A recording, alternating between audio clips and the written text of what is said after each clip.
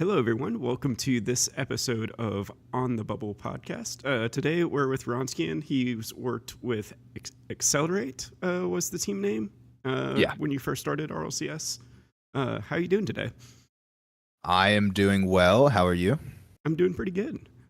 So I brought you on. One, I think you're probably, as far as like coaching philosophies goes, probably one of the closest that I know of within the RLCS.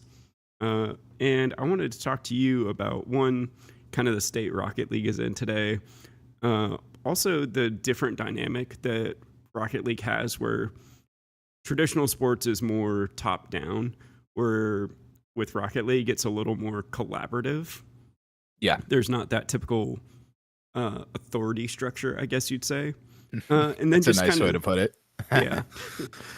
And then I guess the three keys to becoming a good coach, the mental side of it, the ability to transfer knowledge from yourself to players, and then also tactics, whether that be the macro big picture or the Yeah, individual, you're in this one-on-one situation, how do you handle it?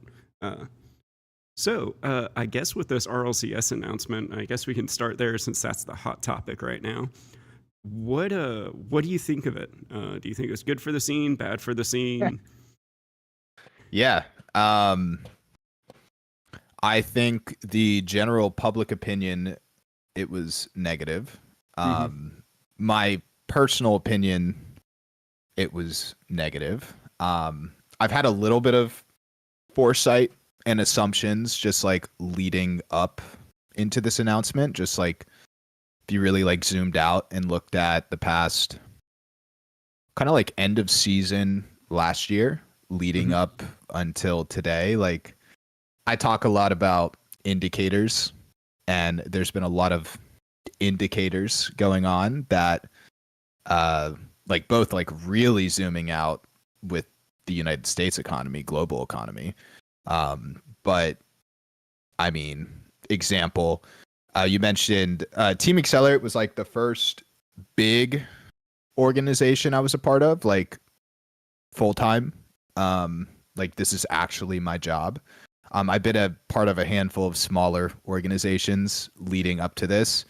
And then Team Accelerate went to Team Axel, but like, so Team Accelerate, which then went to Team Axel, the parent company was Beasley Media Group, publicly traded stock on the NASDAQ, and has been in public radio since the 60s or 70s. And they also own the Houston Outlaws. And seeing my organization exit the esports space altogether across both teams, seeing not just Rocket League, I'm like a top 3 Overwatch team, the Houston Outlaws, Mm-hmm.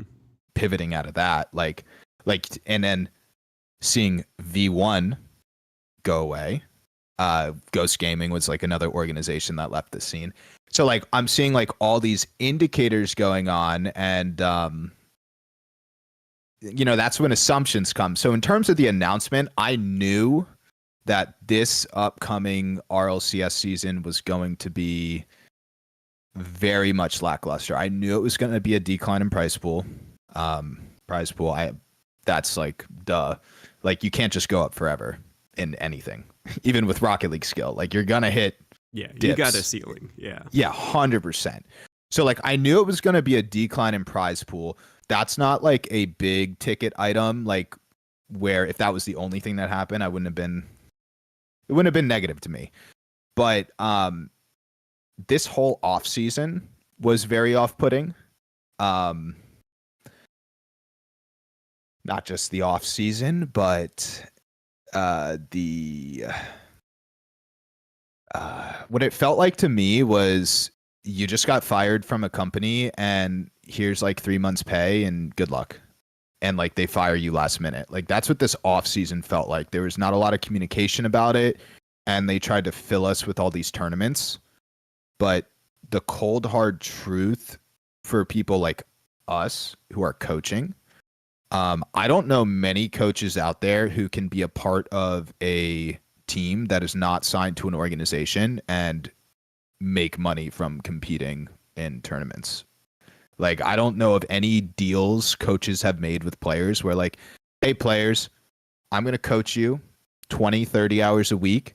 And if you play a tournament and you make money, you have to give me 5-10% or whatever. Like, I don't know many situations like that. And money's not always the biggest deal, but I will talk more about my situation. But this off season was upsetting, off-putting a lot of things.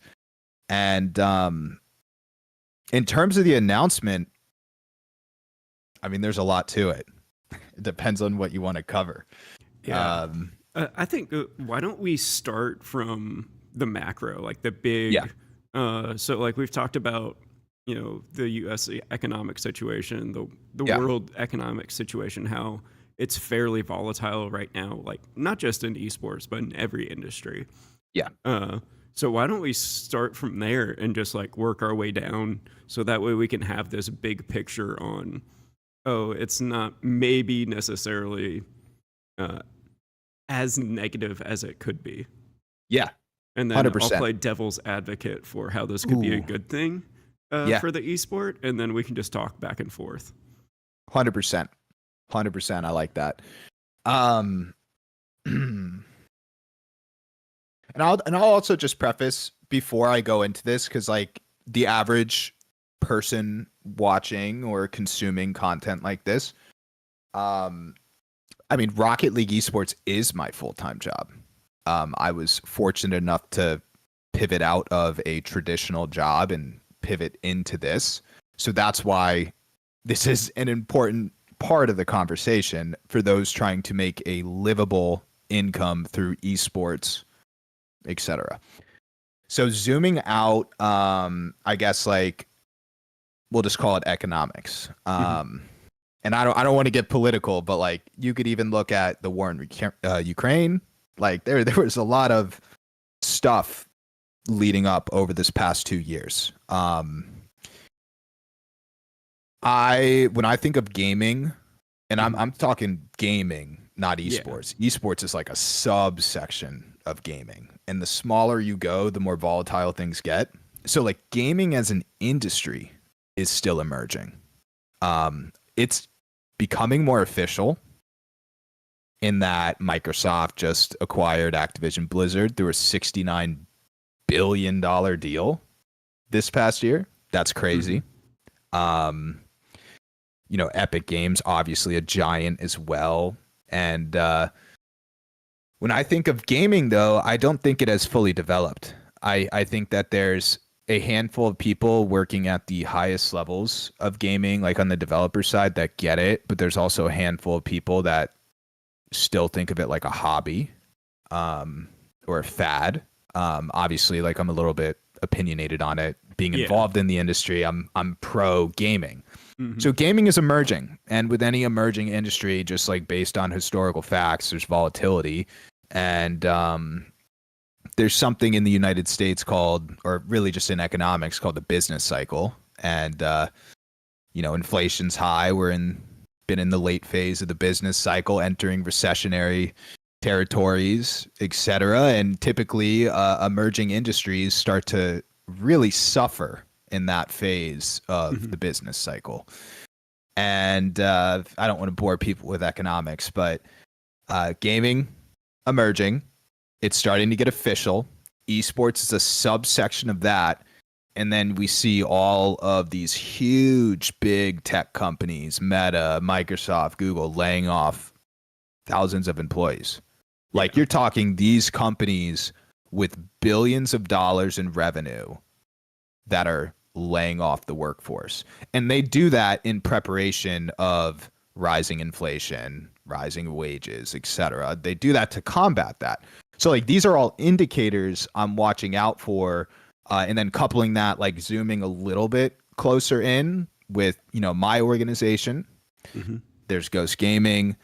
There's V1. And that was honestly probably the biggest indicator for me organization wide. When I think about Rocket League Esports, and I've been involved for like 7 years now, I'm like V1 is up there.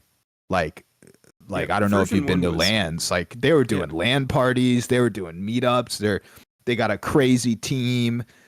V1 was like top of the food chain, and when you see them dissolve, it's like, okay, something's happening. So I'll kind of leave it there. That's just kind of my zoomed out kind of picture.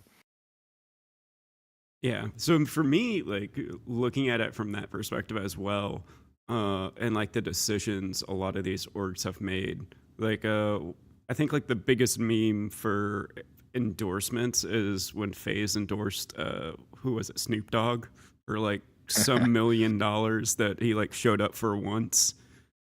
It's like I think a lot of it is a reality check for orgs now, because like that VC money and that valuation is starting to get more accurate for what they actually have to offer. And then also, if you look at the development of professional athletes just in the past century, like how long was it before you had teams that were filled with players that is all they did? Like, pick a sport. Like, we had full-time athletes before like any other sport in history, as far as like how long something has been around. Because if you look at hockey, it was what really started in organization wise, I think it's like late 1800s. And then like even in the 40s, like that's when people first really started to be able to make a living, not a big living, but a living with it. And so the fact that we're already doing that 20, 30 years into esports as a whole being a thing,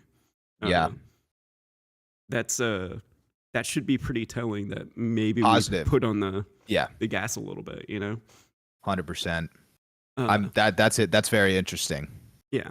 Because that's also like when it comes to, I guess this is a good way to segue into like coaching. Like when I was looking at the way people talked about Rocket League, 4 or 5 years ago, and like how it was coached, I was just like, okay, let me like look through coaching history and like how sports and stuff develop. And I was like, okay, we're at this point. Every sport eventually gets to some systematic approach. Yeah. How flexible and stuff that is, like that varies team to team, even at the top level today. Like you have the era of Tom Brady and the Patriots, probably the most systematic, thought out offense ever run in any sport ever. And then you have currently Lamar Jackson, who's a little bit more improv. But they're both absolutely incredible teams competing at the highest level of their sport. And I kind of saw there was a lack of, there was a lot more room for structure coming in. And that's actually how I kind of found out about you all those years ago, was with vertical stacking. And so how did you end up coming up with that? What was like your general thought process? Obviously you don't want to break it down in excruciating detail, but that's funny. I'm with you on the structure side. That's another rant. But I guess going into coaching and how my brain thinks, I would assume we're on the same page with a lot of things. Like Rocket League is so situational. Mm-hmm. I always say like there's no if then statements. Like if this happens, do this. Like it's just there's so many factors to consider. So when I come up with and it's a double-edged sword too, but when I come up with concepts or original concepts, I try to think about like broad-based solutions that reduce. It's like an if then statement that covers a lot of different situations. And with vertical stacking, I mean, that was something, oh gosh, I almost feel like it was 5 years ago. That was like first when I started. Was when Zookeepers was still a thing. Yeah, that was with Zookeepers. That's when I started taking coaching a lot more serious. And it was just pretty much simplified. It's a de-risking mechanism. And I don't think it's as closely used in today's meta because like 5 years, Rocket League has changed a lot. But but it was just basically like one after another in a straight line. If I could draw it a picture, but Yeah. you know, it covers as many options as possible and limits as much risk as possible, because like, and again, game meta changes so often, but back when I created that, I was thinking reduce mistakes, because my team that I was coaching was on the cusp of pro. We were 100% in the bubble though, like right outside. I would top 20, top 24. So it's like we could take a top 16, top 12 team, but most likely we're not going to win that series. We could on a good day. So it was all about kind of like withstanding pressure and reducing mistakes. But obviously game meta changes, and now as like I've learned a bit more, it's always like a balance with concepts like that, because you run, I'm sure with your coaching experience, you've run into players who like you don't want to think like that. That's like certain like concepts or strategy, like that's not what they want to hear. And at the end of the day, the job of a coach is to ensure that the team performs at the highest level. So like, as much as I would love like concepts and strategy to be more involved in Rocket League, sometimes it's like turn your brain off and play. Yeah. I think also like to a certain extent, like that's like the perfect example between like Lamar Jackson and Tom Brady and the way they play quarterback. Yes. You know, you've got to build around what your player, not only a skill set is, but around their temperament. Because if you're trying to take Lamar Jackson and turn him into a methodical pocket passer and tell him never to run the ball, like it's a great parallel, by the way. you know, like I think that's the limitations of a more systematic approach. But at the same time, you still need a little bit of structure. You're not going to be on the same team. It's not going to be 100%. With no structure. It's like, hey, you guys are the linebackers. You're first man. Your job's just to stop me from getting tackled. I'm second man. I'm the guy with the ball. And then the rest of you are third man. So just run downfield and I'm going to try and get it to you. You know, that's the basic idea of a passing play in football, but you've got to have some level of structure, or a team that has some structure is going to pick you apart. Yeah, there's different types of structure too, right? Yeah. Like it could literally be how you structure a training day. Meaning like when you do VOD review, when you do scrims, do you have meetings? Do you like there's a lot of different pieces of structure, but then there's like actual in-game structure with how you're structuring a team. And I think with like Rocket League, you mentioned hockey, you've mentioned football. I get the vibe that you're really into football. Well, I'm more into hockey. I just grew up in a football town. We were top 100 in the nation as a high school. And so on the leaderboards. Just by proxy, you learn a lot about football when that's what your entire town revolves around. So I have a question for you. Hockey, I think Rocket League is played very much like hockey. I'm not a huge hockey fan, but I think actually in nowadays meta, yes, you could have in-game structure, and I actually think there's kind of a higher priority on training structure. Like if you're going to implement any structure, but like Rocket League is such a fast-paced game. It's like sometimes the less structure, the better. So you can get players thinking like creatively. And I've always thought that hockey was like a very fast-paced, like you move the puck down the field or the rink, or I don't follow hockey, right? Very fast. The ice, like just like Rocket League, like you could go from defense to offense so quickly. Oh, yeah. The very interesting thing about hockey, at least the past few years, is so it used to be very similar to it's almost like Rocket League has influenced the way hockey has been played, or at least like the thought processes. Because it used to be you'd have your forward, your center, and then your defensive lineman, your first man, second man, third man. And they'd be pretty much in this very similar fashion where, your first man is the mechanical person who's really good at just creating free balls for second man to take shots. You know, your forward's going to get it to your center to take a good shot. And then your defenseman is your third man who's basically just sitting back trying to keep the play in the Yeah. other team's half. The past few years, they've started to actually do things that look like Rocket League rotations, where the forward's Interesting. coming in, passing it back to the defenseman, and the defenseman's now driving it into their corner. Interesting. And yeah, it's so I think this past year we've had like the highest scoring output in like the past decade from defensemen, and defensemen are some of the top scorers in the league because of Very this interesting. adaptation. So it's called motion offense in hockey. I think you'll find it really interesting to dive into. Yeah. Uh, Very interesting. And- I think that's I mean, do you ever take stuff from sports oh, absolutely. as a coach? Like, do you Uh, like, or at least brainstorm from? Like, might not be the same concept, but like, oh, this is interesting. Like, I wonder if this could be implemented in a Rocket League way.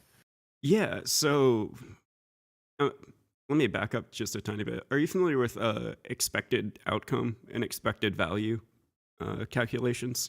Just in Is general? that like a Like math, like a schooling Yeah. thing or something? Yeah, like Not calculus. super familiar, but go ahead and explain. So basically, like, there's going to be three things that can happen. And so if you choose option one, you have a 30% chance of it working your way. Choose option two, you have a 50% chance of it going your way. And then, so on and so forth.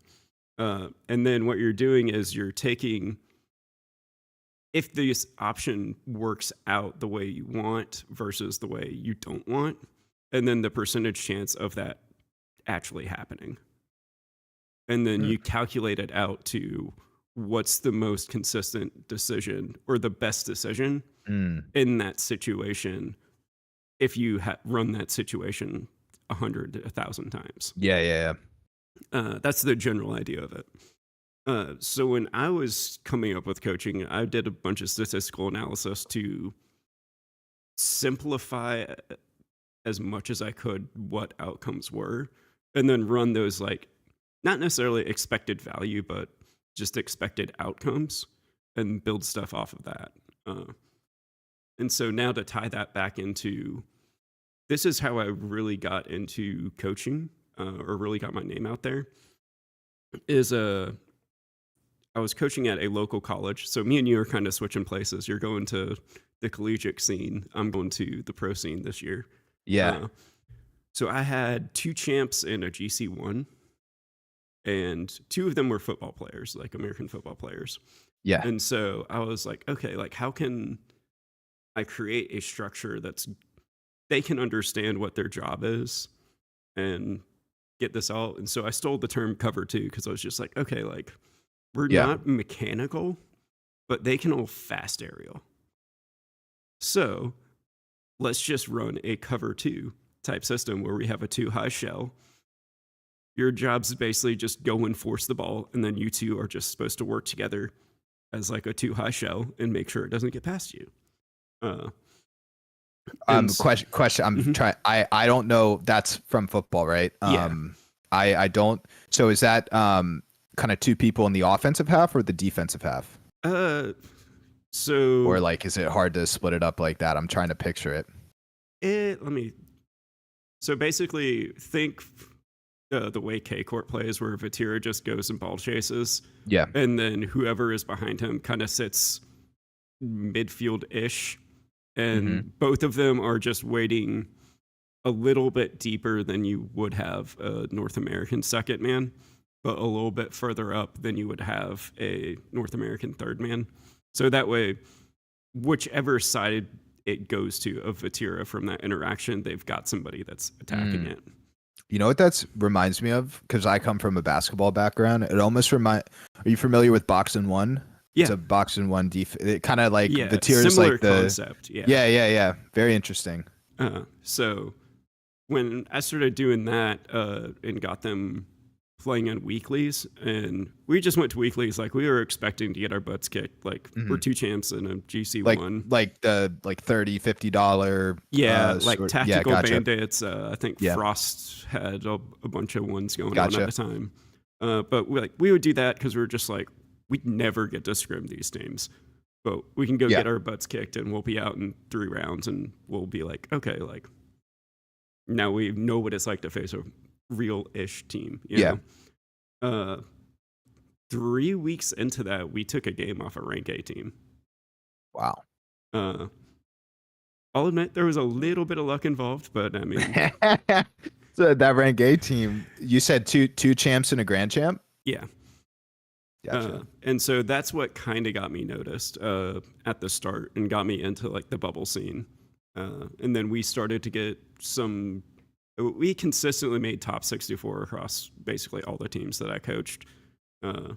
So for only bubble? being rank B. For bubble? Oh, rank B gotcha, teams. gotcha, So gotcha. some people call that bubble, some people don't. Hey, that's yeah. like Yeah. doesn't bother me. I mean, people Yeah. think what they want to think. We could call it. I would even We say would be in the money. Yeah. In this season, you know. Yeah. But Cool, then man. from there, I noticed Gen G started. When Gen G came over, this is what really kind of set me up to get to the pro level.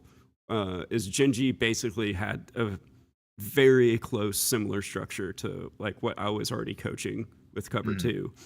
And I have other systems and stuff as well, just for different scenarios, different teams, Yeah.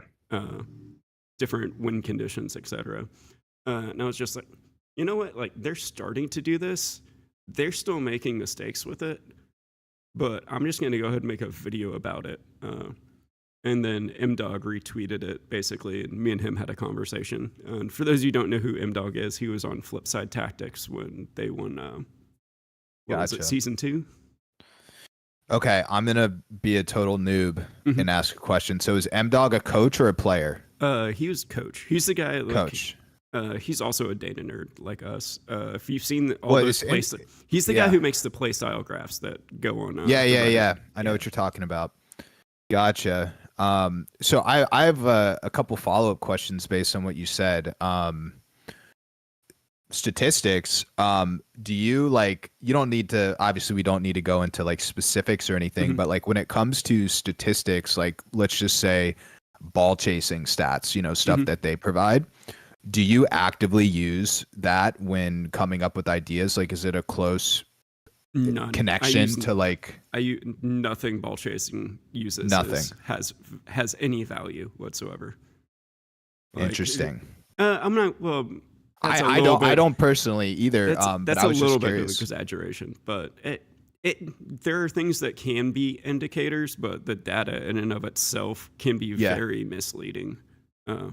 Just like So how do you use stats? I guess that'd be a better question. Yeah, we have a custom thing that takes the stats that we need to know that give us the best indicators for what we're doing. Gotcha. So like, would you say stats is like maybe not integral, but like an important part of like your coaching strategy, or like it's there like. It helps us relate it to the players. I've been doing the analysis of like the formations and stuff like this, and then I've basically been able to like watch a pro game and do. This is when I really became confident in what I was teaching. Is when I would watch a pro game and I'd be like, okay, in 10 seconds, either these two things are going to happen, or somebody's just going to pop off mechanically or completely fail mechanically and it result in a goal. And like my accuracy with that was like nearly 85-90%. So I was like, okay, I'm onto something with the way I'm viewing the game. That's cool. I always, stats are like one of the things that like as a nerd myself, as a coach, like I've always wanted to use stats.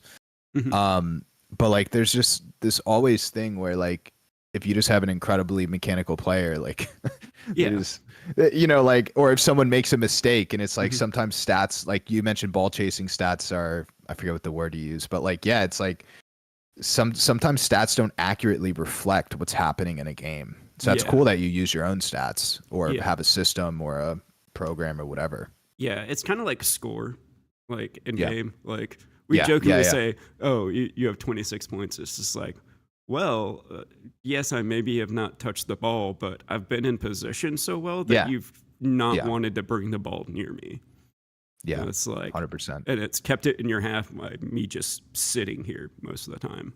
And so, like, that's like the thing that it's very difficult for, at least now. And you can also see this in the stats in how other sports developed. Like, think about how many new stats since fantasy league started that the Mm. NFL started tracking.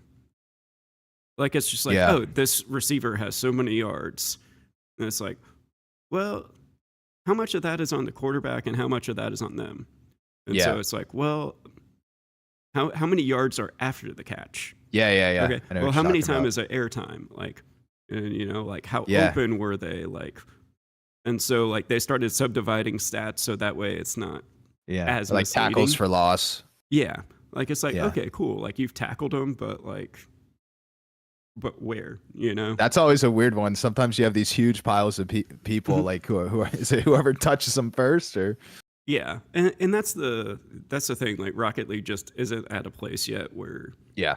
it we don't really have terms for a lot of this stuff yet too, which I think is probably the most difficult thing when it comes to coaching right now is what is a crossing route in Rocket League? What is a wheel Like no route? generalized like terminology like Yeah. baseball a fast pitch or a curveball. Like there's no I Yeah. mean, we have some terms like a But they're all boom. like they're all You know, like- mechanics related. Yeah, You know, yeah. it's hit the ball hard or keep it close. It's like, Yeah. cool, boom the ball or catch it, But like when it comes to like the team structure, like it's very hard to like describe things and like Yeah. discuss it not only with players but with other people just because there's not that language there yet. And so that's the other thing that I've been trying to do is not necessarily even for coaching but just for like general discussion. Yeah.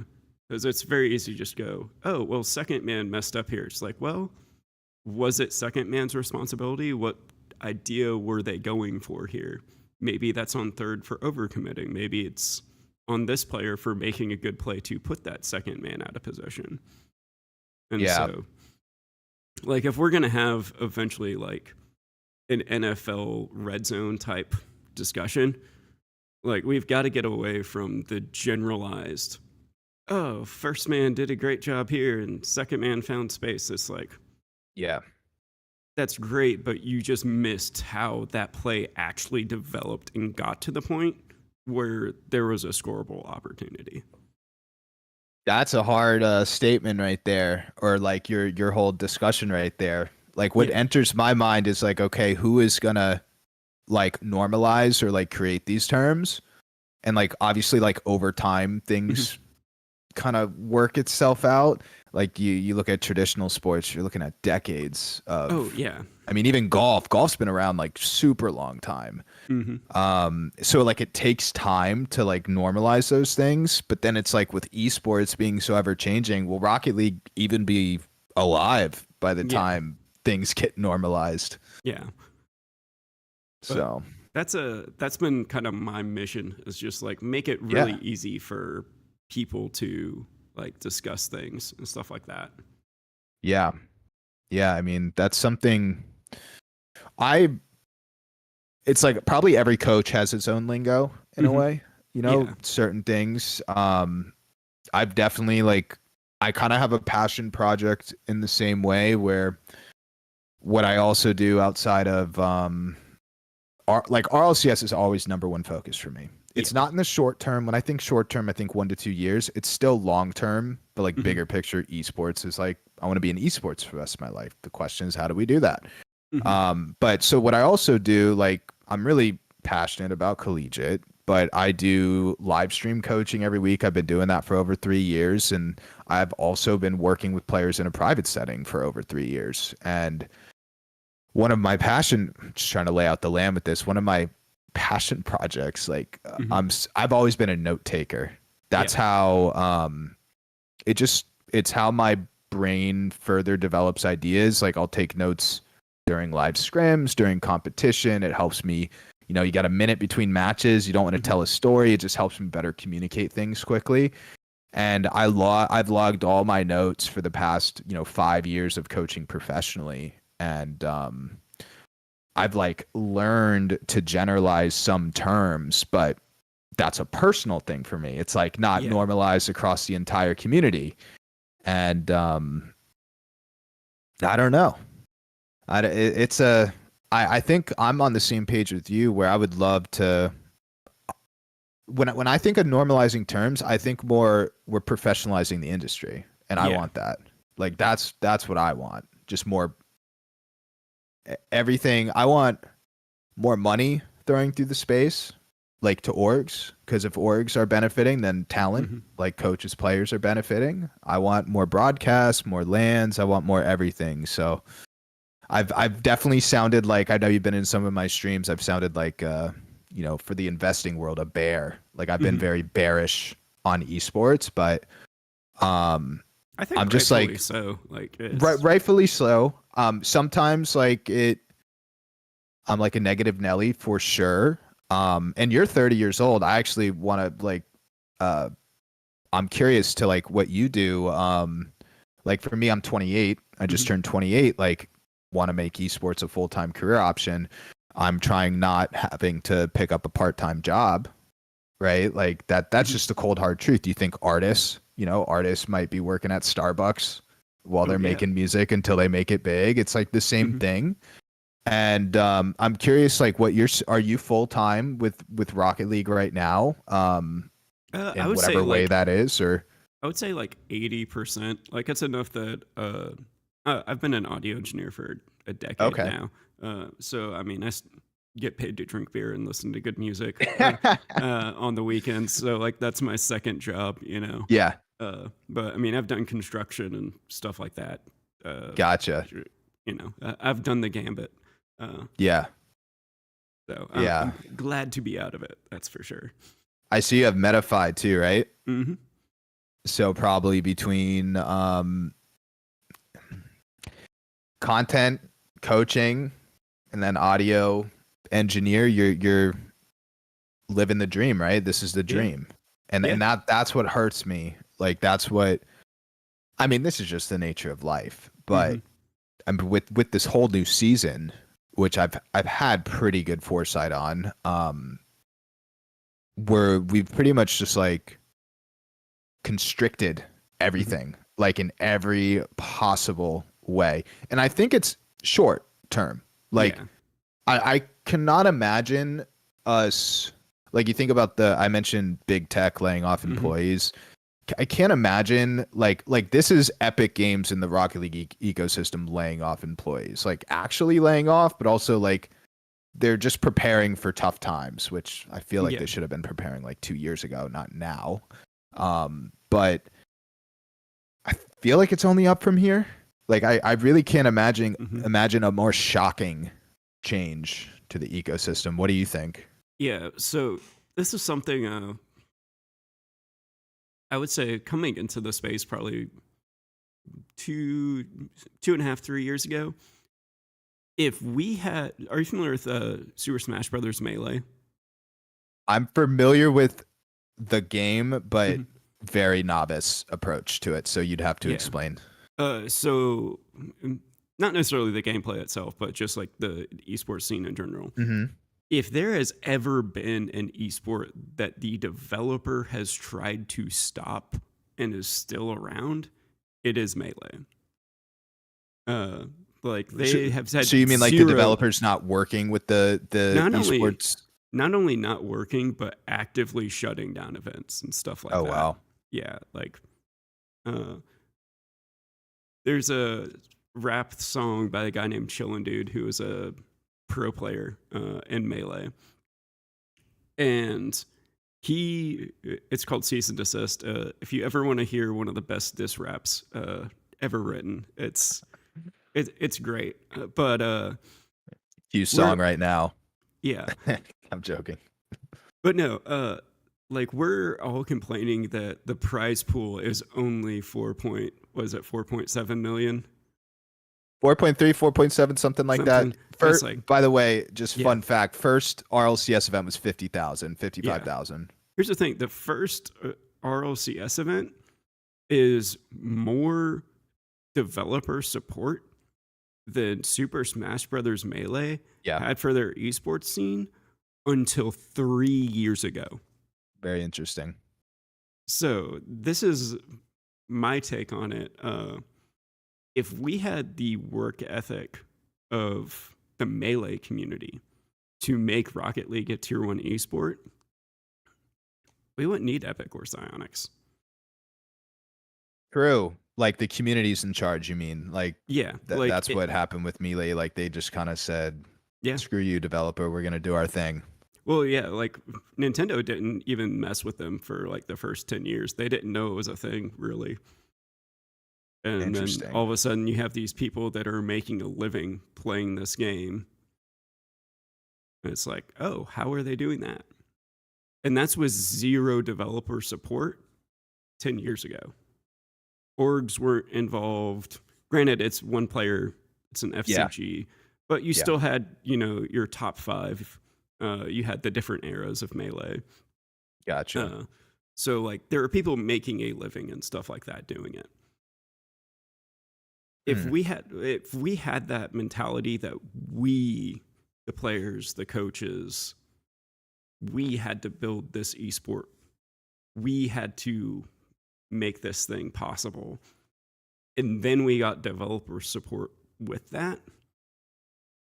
I think we'd already be a tier 1 esport.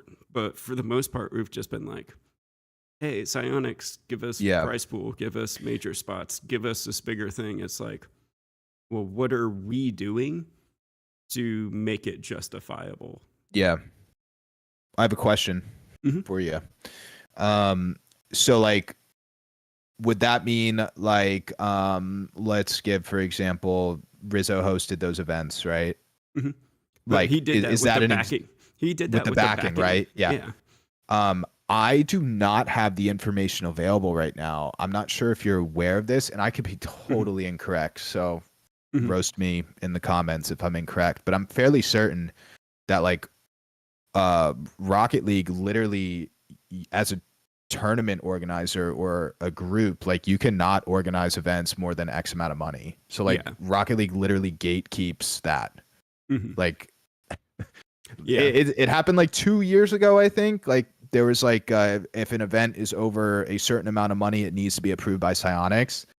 And I wish I had the information available, but like that's like. But we're also thinking too big. We're thinking we have to hit this massive event right away. Yeah. Weeklies.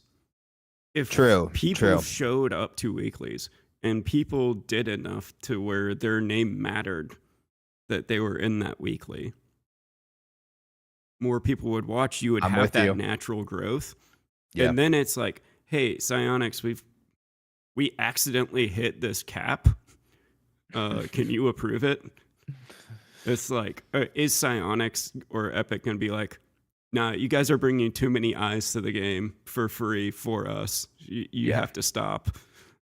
You know what I mean? Like, yeah, no, I'm with you completely, and that's just like for my stance on collegiate, why it's like very much like, at least in the short term for me, appealing. There is that in collegiate, like there is that grassroots passion, like not just for the players, like, but for example, college I'm going to be working with very part-time, St. Xavier University. They're a small private Catholic college in Chicago, Michigan. And their main focus is a Greater Lakes esports conference. It's like 16 teams. Yeah. But like, and it's small. So we're not even talking CRL, Collegiate Rocket League. And then there's all these other conferences and divisions, but that division like has its own LAN. There's like camaraderie between schools. And like, what's so interesting, is Chicago not in Michigan? Someone in my chat just on me. Illinois. Sorry. Yeah. So basically that's the appeal for me. Yeah. Like it has that. The pro scene, like the pro scene is just like RLCS, right? Yeah. That's a coming from the underside of it. So like with the college I was coaching at, it's a D3 college. Yeah. Uh, so like it was all volunteer. Like they finally started offering some scholarships this year to players, which is nice. The esports program's only been around for like 3 or 4 years. But like we had a LAN. We actually had our LAN at the place that the Smash World Tour was supposed to have like their grand finals before Nintendo stopped it. So like we had Valorant, Super Smash Brothers. I'm trying to think of the other games. League of Legends, obviously. And we had big production, or big-ish production. There wasn't that many people there outside of the players, but they put on enough that it's like, this is something that if you had better marketing, people would want to come and watch. FaZe Clan ended up being boot camping there, their Valorant team. And they heard, hey, there's this college LAN going on. Can we come cast it? And so they took a break from scrims and like casted one of the grand final games of Valorant. I love that. Yeah. And so like that's not something that you're going to have happen like outside of that grassroots movement. And I feel like we've approached it so much from it's got to start with this $50,000 tournament that we don't support anything for it to get there, for that to even be a conversation of, hey, Psyonix, like this makes financial sense for us to actually put this on because we've done this and we've become a staple in the community. Can you just say okay and let us do it? I'm with you on that. I just like that's when things go over my head. Like I don't know what it takes to get there. Or maybe not over my head, but like it's just not like for me, my focus has always been coaching, but I'm like so with you on like we just need more. Yeah, like here's more of everything. Here is how simple it is to grow on YouTube. So like I'm like your mechanically and all that, like I'm around like champ 1, champ 2. Like none of my clips are amazing. Like I hit a double tap, it doesn't matter how scuffed it is, like I'm clipping that, Yeah. Because it's a double tap. Took that, cut it into the vertical format, uploaded it 3 times a day. Guess how many views I got for that, for doing that for a month? Like the same clip? Like you just just different okay, clips. different clips. I'm like, yeah. 1 to 2,000 views maybe? That was per video. I got about per video, 200. Yeah, I was getting about 200 to 300,000 views a month when I was doing that with champ 1 clips. I'm coming out of retirement, boys. Dude, like I'm about to go play.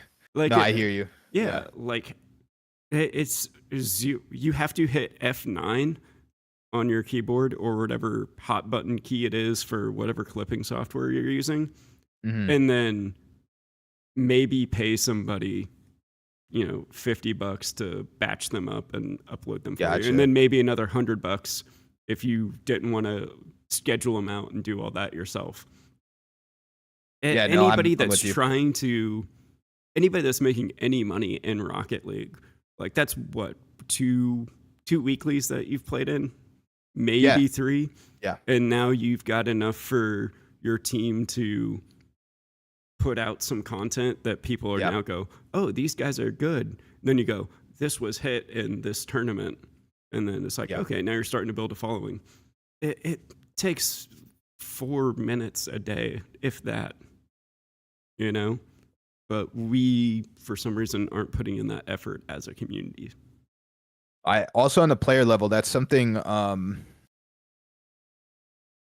feel like with esports, it's more of a I feel like esports separates itself from traditional sports in that like with esports, the whole package is esports plus content.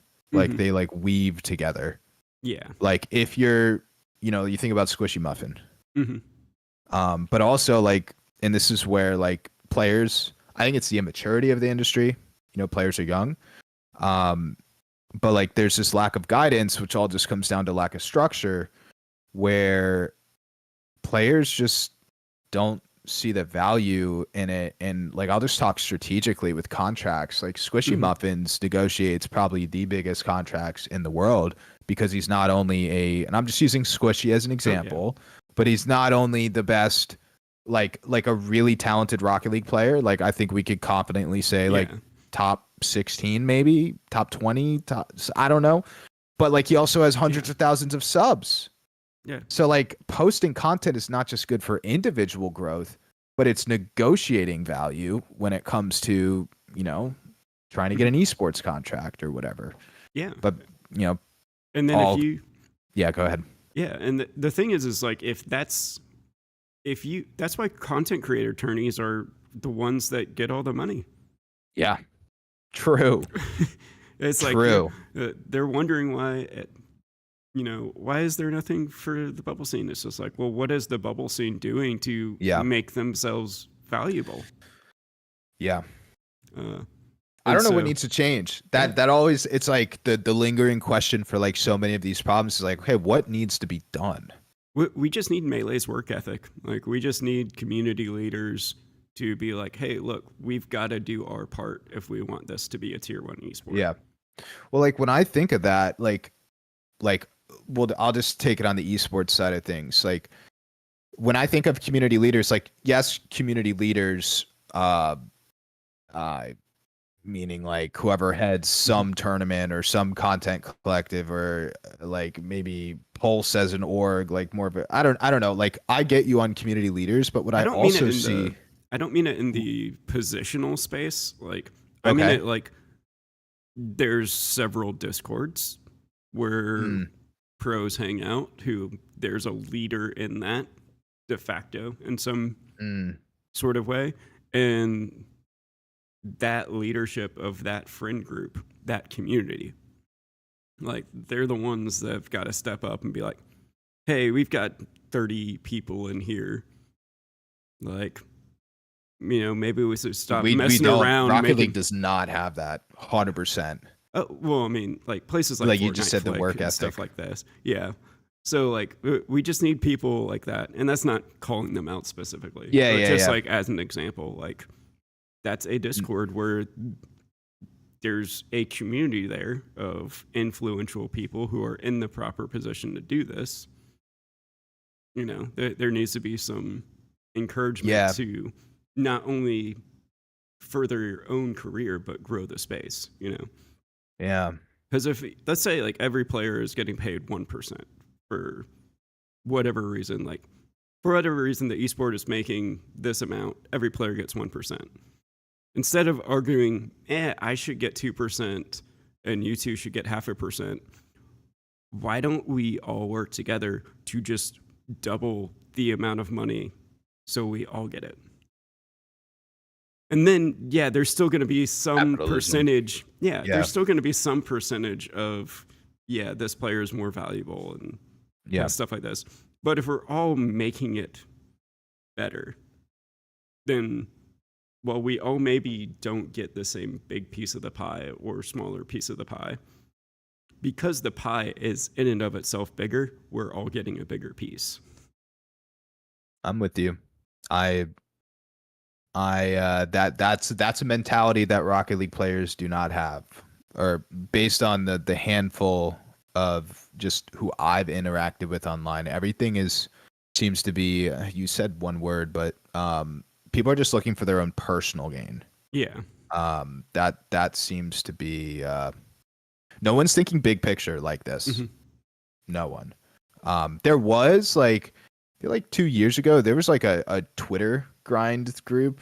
Like I know Discords that you're talking about, but it all just seems very, I'm doing this so I can have my name at the top when this gets bigger. Not let's actually make this thing. Yeah. Like I want my personal exposure to get bigger rather than the whole Rocket League scene. But no, I'm with you on all that. I think that grassroots energy is just, I don't know why it's not in the Rocket League space.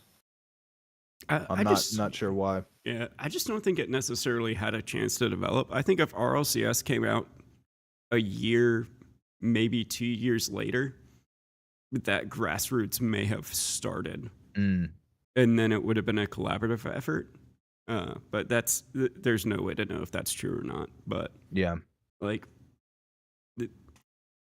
there just needs to be, like I said, just from everybody. Like, like with dealing with teams and like the WCB, they're like, oh, like, why do only the top 3 teams like have like contracts and stuff like that? It's like, well, what's your Twitter following?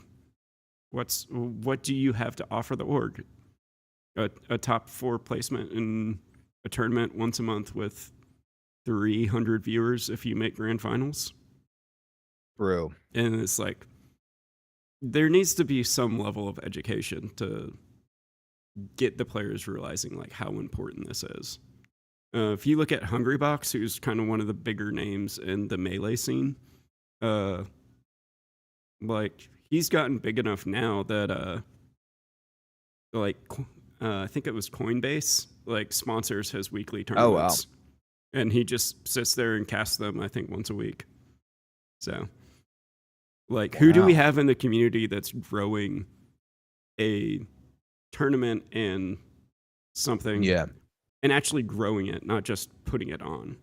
Yeah. That has a platform that's doing it themselves, that is able to land a sponsor.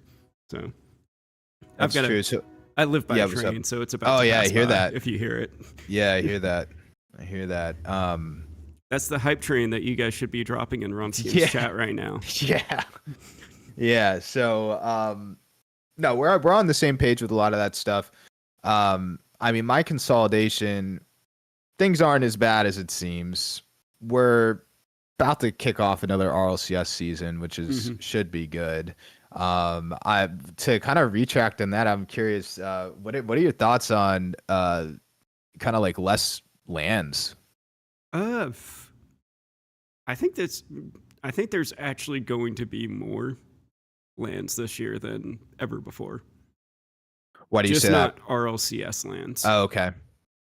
Like so if we look at what everybody complained about, it's RLCS is so long, and then we have this no space for DreamHacks or any other type of event to exist, and we have no off season, and then it's like, okay, Psyonix gives that to us. There's this huge off season. There's nothing for us to do while there's like community events going on. And so I feel like they're taking a step back to finally allow those things to have a chance to happen. I hope they provide support for I hope there is community events. I'm assuming it's going to be a repeat of what just happened. How this past off season. My my only issue with the off season is how does a coach benefit? And also every organization is different. And everyone has the right to negotiate their own contract, but even what's popular in traditional sports, when there's an off season, you're either getting a prorated or no pay. So it's like let's take the extreme of I don't know, like again, I go towards the negative stuff sometimes, but like I just foresee so many organizations dropping teams after a season, or prorating contracts to where like maybe you're getting paid X amount of money, and then in the off season you're getting 25% of that. Well, part of that's negotiation, and then the second half of that is, what are you doing to have value? Yeah. Like, oh, you want to get paid X amount this month? Okay, like what are you doing to demand that value this month when 100%. RLCS doesn't exist? 100%. And that's where the narrative's shifting, right? Like there's now a bigger priority on talent having value. Before, we used to just have so many events that you were just getting signed to play events, and that was the narrative, even for players. Like every player I've worked with doesn't want to do content. Every single player. It's not like, yes, let's do content. That's never the never been the approach. Like there probably are players out there who like to do content, Yeah. and it's good team building too. Yeah. But it's always been a drag. Like most players in the Rocket League ecosystem, at least that I've dealt with, which is a small selection pool, it's just scrim and compete. Yeah. And now that narrative's changing a little bit, where we're gonna have a bigger off season, and I hope we have more lands. I think lands are just a unique experience that should be valued.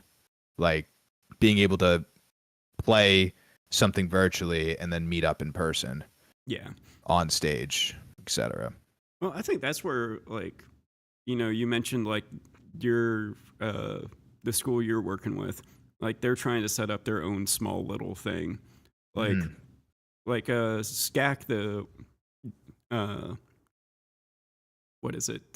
That division of the NCAA that the college I was at, like we had to land every year. Yeah. First year was extremely scuffed. Second year got a lot better. Yeah. Third year, it's probably going to be pretty good this next year coming up. So, I mean, like, we're seeing more of that grassroots in college.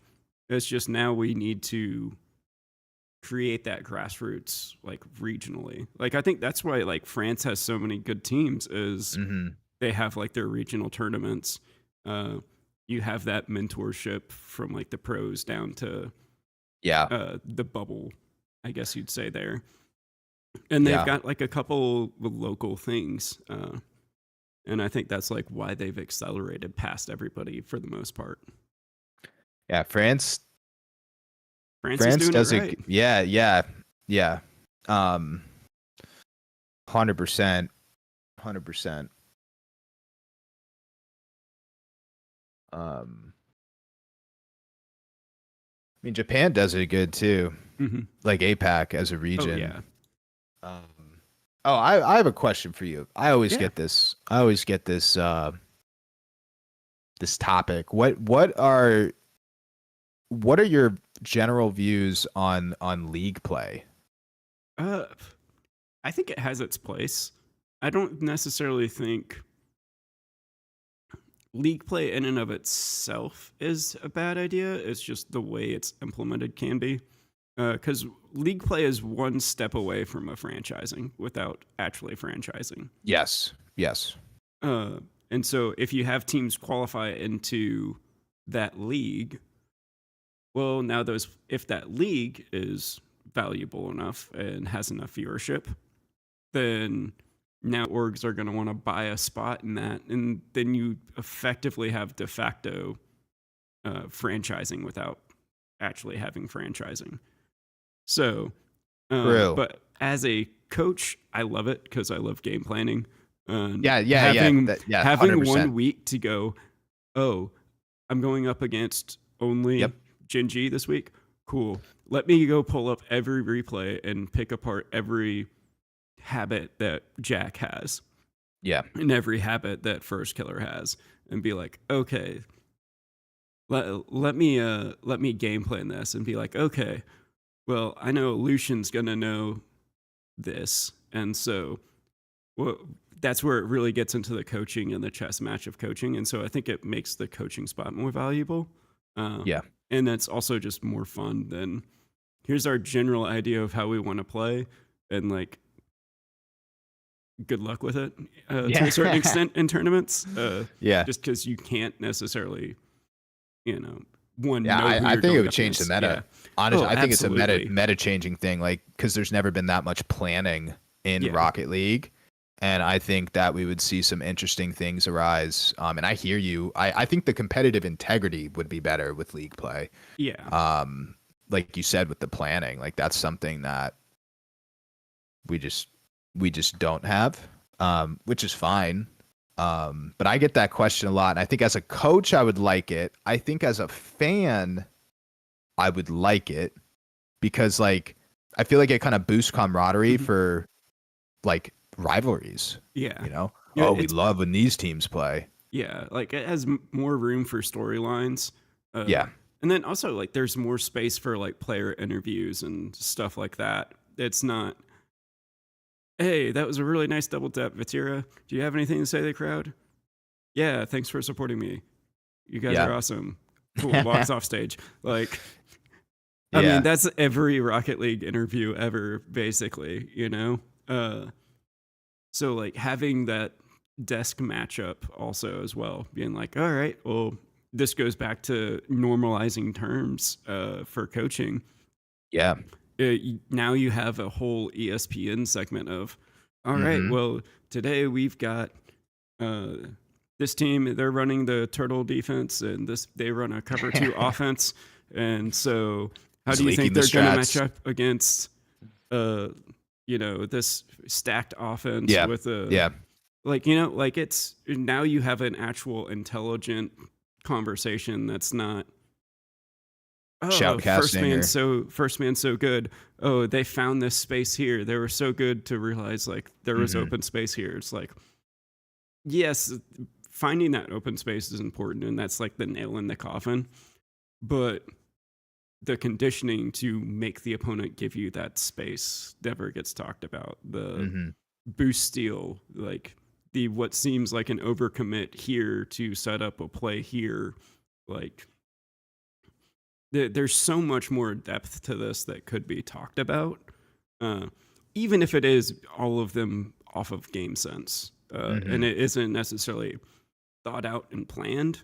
It's still a pattern that happens that can be discussed. And it's like, well, this guy missed this ball because he was on 30 boost instead of 100 boost. And he was on 100 boost because they stole this boost pad. So that Yeah. messed up their rotation. So they had to extend to get this boost pad while they were on defense. And so they couldn't get as clean of a transition out. And it's like, okay, like now you're starting to see the depth of what actually goes on. Well, part of that, like you said, with normalizing terms, but also because like when I watch NFL, I think it's like really fascinating, like Hmm. Tony Romo, Yeah. like an actual quarterback breaking down plays. Like it just Hmm. adds that level. And I think that's something that is lacked. I do think some casters don't sound terrible. Yeah. But there's some casters that they'll bring over from other games and they're just literally just commenting what they see. They're not really breaking down those games. So I wonder if Yeah. it's like maybe you need a combination of like an analyst and a caster, or if you need more former talent, like players or coaches becoming casters, Uh, like more of that transition, I don't even think it's that. I just think we need the language to actually talk about it. the language. Because I think if you talk to anyone, like if you talk to Danger Taco and you had him break down a play, he'd be fairly accurate. Like, Yeah. yeah, he may miss some finer details or stuff like that, but he's got enough understanding of the game to be like, oh, look, this is what happened and this is why. And hey, look, this bump here, if you gave him, 5 minutes to break down a 10-15 second clip, he could do that and he could do that well. The problem is there isn't a language for the average person to understand that. So, and there's that language won't be consistent across everything. So, Over time. yep, That's over been my time. motto for so much of Mhm. Rocket League and just esports in this industry. Over time, we'll get there. I see incremental improvement each year for Yeah. sure. I think it's funny that we kind of switched focuses, and like me, a lot of my focus has been towards the collegiate side for a variety of reasons, but I mean, I'm always, if I got a professional opportunity tomorrow, I'm open to it, and I'm in a position to still take it with collegiate, Mhm. which is like another like very fascinating thing about collegiate, where you can be in multiple collegiate opportunities due to differences in conferences. You could be collegiate and Yeah. pro, whereas Mhm. with pro, you're locked down via contract and you're kind of put in a bubble, and Actually, not that's as much as you would think. You in can my you can still there's no rule outside of like the contract itself. There's literally no rule that says I can't coach 3 RLCS teams. well, it depends on the contract. Well, the contract. Well, no, like from the league perspective, or like Oh, from the Rocket League rulebook. yeah, like there's nothing that says I can't coach like all three of these teams or teams in different regions. Like that's something else. That I think would be another fun uh, rabbit hole to go down. Very, But very interesting. yeah, we'll definitely have to bring you back on to discuss some of those things. But I'm always open to it. I am always open to it. I enjoyed our conversation today, Yeah. and I think there's like so much more, like definitely on the Rocket League side of things too. Just coach to coach, whatever it may be. I think we have. Yeah, just get to know you. I feel like we have similar views as a coach with how we view things, but just to kind of dive a little bit deeper because there's there's so many yeah, when there's so many styles of coaching. Yeah, when I was talking with Nick, we were talking about just like different coaching styles and stuff like that, and like different tactics and stuff like this. And he was talking about when he had to go up against you. I forget what team it was, but he was just like, dude, like sometimes that vertical stacking can be pretty scary when it's all clicking. And I was just like, yeah, I was just like, from what I've watched of you, I think if I came up with systems, but I think if you had the amount of data research that I did, I think you would have come up with at least some of these first.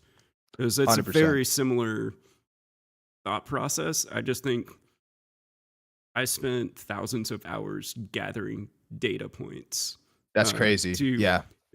Take a similar-ish approach. Some of them I allowed more risk, but that's more technicalities. But the same general concept of vertical stacking, but then applying it more specifically based on, expected outcomes formulations. So I like that. And I mean, that's the collaboration part too, where I mentioned like you get put in a little bubble, like what this is, a coach talking to a coach. Like, again, most of my experience with RLCS is, coaches don't really talk to each other outside of, scheduling practice or saying what's up or congratulating a win or nice job. But like coaches don't discuss strategy. And something I've actually been attending, the Rocket League Players Association. They've been doing these workshops, and it's super interesting because like we're put into an environment where, I mean, there are coaches in there. Like we're kind of like outside of competition, and people get it's definitely geared more towards the mental performance side of things. But it's something that I think is lacked is that like collaboration makes everything better. And a lot of our conversation earlier was about elevating the scene. Yeah. It's like, grassroots is grassroots, not grassroot, like it takes a lot of people, and even if we don't necessarily have the same vision as to how it plays out, I still think there are some core fundamentals that like we as everybody in the scene that wants to see it grow can do to make it grow, Yeah, I'm with you, man. I'm with you. I have one final question. Yeah. I have a question from my Twitch chat. Mm-hmm. Should this could be approached in a couple different ways, but should pro Rocket League esports have a timeout to strat or 10 to 30 seconds to break after a goal? What do you think of that? Should like timeouts be more implemented in the coaching strategy? Like, is it just a breather? Is it okay, guys, breathe, just take a breath?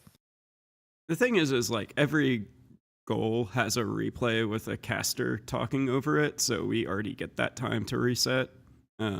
True. You don't have to skip the replay if you need that 5-6 seconds. But as far as like the timeouts go, I really don't see a need for, I would say maybe add a second one if there's a best of 7, maybe, and have one for a best of 5, because that's, a longer series. I could see that necessarily being the thing, or maybe have like an optional timeout for games, like after game 6. Like, if you've used your Mm. timeout in game 5 in the first 5 games, both teams, you have a free timeout after game 6 because it's the most important game. If you want to call it, you can.